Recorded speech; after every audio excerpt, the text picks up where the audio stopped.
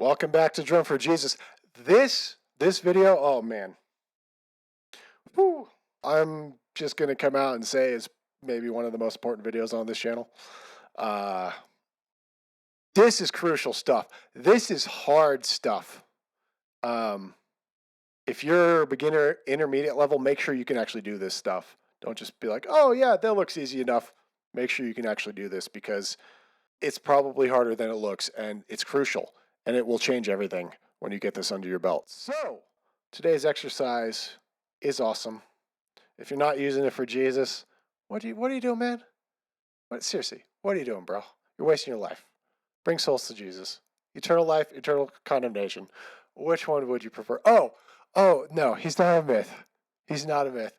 No, in fact, that's like an anti-scholarly view. You'd be laughed off the stage by atheists for saying that Jesus is just a myth. The historical evidence is too strong.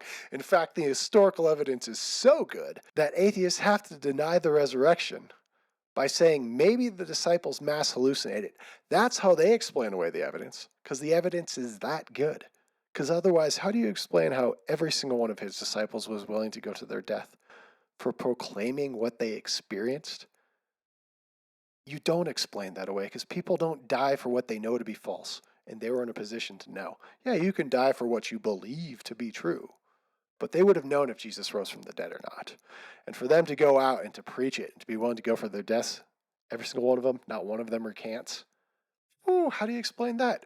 Maybe the disciples mass hallucinated for 40 days, mind you, while Jesus was there with them physically eating and teaching. They touched him. Like, you know what I mean? If that's your explanation, and that is their explanation, that's a steel man of what I've heard. I've also heard them say, I don't know what the disciples saw, but they saw something. Great. Fantastic explanation.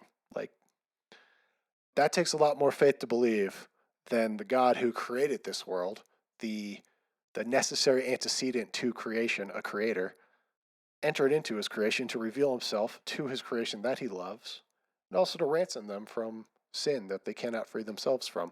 Wow, what a story. Amazing.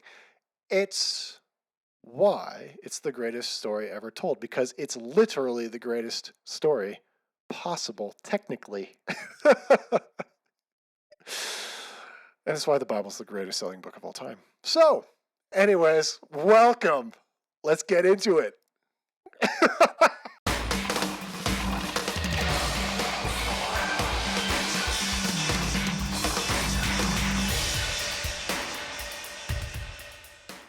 Okay, so I recommend starting this at quarter note equals 60 beats per minute or slower.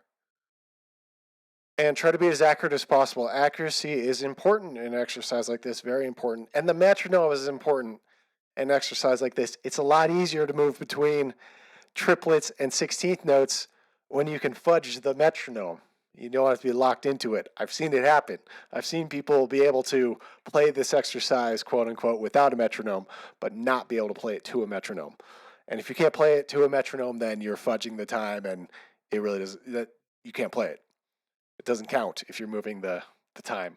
So it's simple. I'll give you two different versions of this exercise. The first one's the easy one, the easier one. All right. So, the exercise is very simple. We're going to go from quarter notes to eighth notes to triplets to 16th notes to 16th note triplets to 32nd notes to 32nd note triplets to 64th notes. That's the goal. Here we go. 1, 2, 3, 4. 1, 2, and alternate sticking. 4, 1, and 2.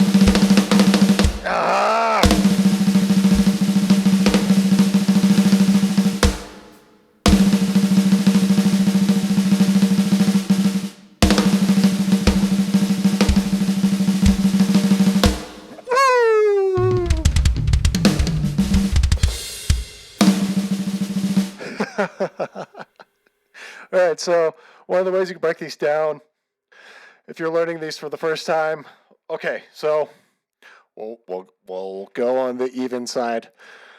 We'll go on the straight side first. So if you could play a quarter note, then to double it up,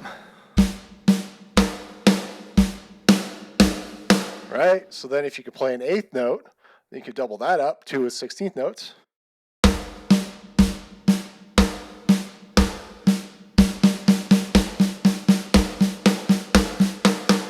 Right?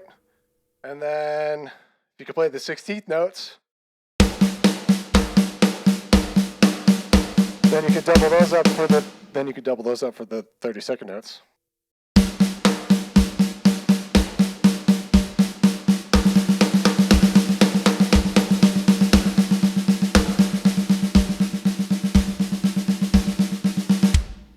And then if you can double up on that, and you can play the 32nd notes with one hand, then you could do the 64th notes. So 1E and a 2E and a 1E and a 2E and a 1E and a 2E and a 1E and a 2E and a on one hand, right?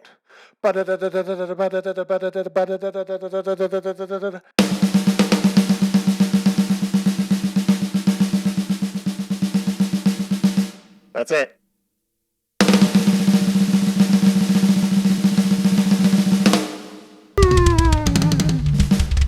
All right, now let's go up the triplets. So we start with the triplet. 1 triplet, 2 triplet, 3 triplet, 4 triplet. So if you play that with one hand, then you double up 16th note triplets. And if you can play the 16th note triplets with one hand, 1 triplet and triplet, 1 triplet and triplet, 1 triplet and triplet, 1 triplet and triplet.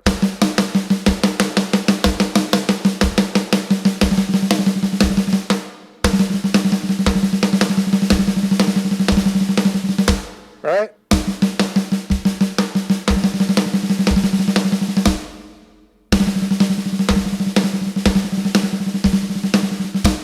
Those are the 32nd note triplets.